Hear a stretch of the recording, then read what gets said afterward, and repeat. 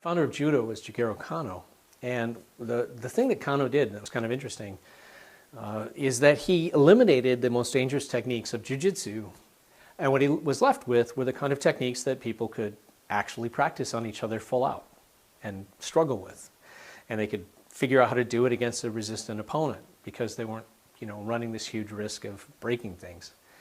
And he came up with a wonderful saying to describe this. He said, train half for yourself and half for your partner.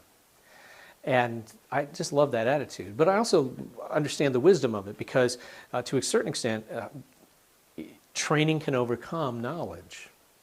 So for example, when Kano's guys tended to go up against other practitioners of jiu-jitsu, Kano's guys tended to win.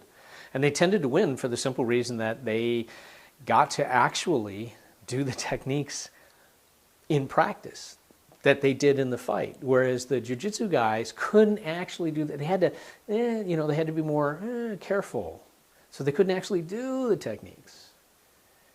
This is, by the way, one of the real keys to our practice of kyusho-jitsu, or in Chinese it would be called jinshi-fa, could also be called dimak, pressure point techniques. You see, the pressure point techniques we work are very humane, very safe. In fact, I kind of stopped getting injured when I started training kyusho-jitsu. And to me that was really remarkable because my gi used to always have blood on it, and that stopped. It's been a long time since I've bled in training. Now I'm not saying I haven't, but that's usually because we were doing a technique, say, involving a knife, a sharp knife.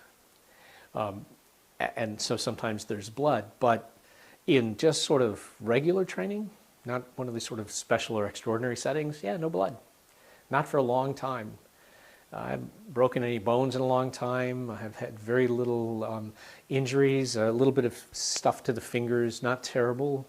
Nothing that's caused any kind of arthritis or damage, but a little bit of finger stuff because of maybe some of the finger techniques that we've done. But yeah, surprisingly little injury. But here's what that meant, that all this time that I've been training kyusho-jitsu, I actually get to do it. I get to hit people and tap them. I even get to knock them out. Now, we don't try to knock people out all the time, but we get to knock them out. We can practice our techniques for real. And that means that we're comfortable with them. I'm not guaranteeing that under some circumstance, if I suddenly am grabbed and surprised, that I might, kind of forget what I'm doing and just start flailing. Training is an attempt to overcome that sort of flailing response. But it's more likely that I'm going to be able to pull off a pressure point technique than somebody who's read about it in a book but has never actually done it on another human being. You see, because we use the techniques that are the safest, the methods that are the safest. You see, there are more dangerous versions, but the more dangerous versions we don't have to practice to be effective.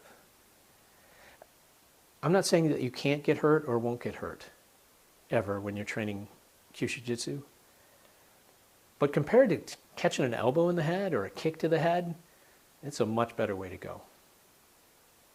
I'm Chris Thomas, and these are some reflections from the masterclass. Thanks for watching. Now go train.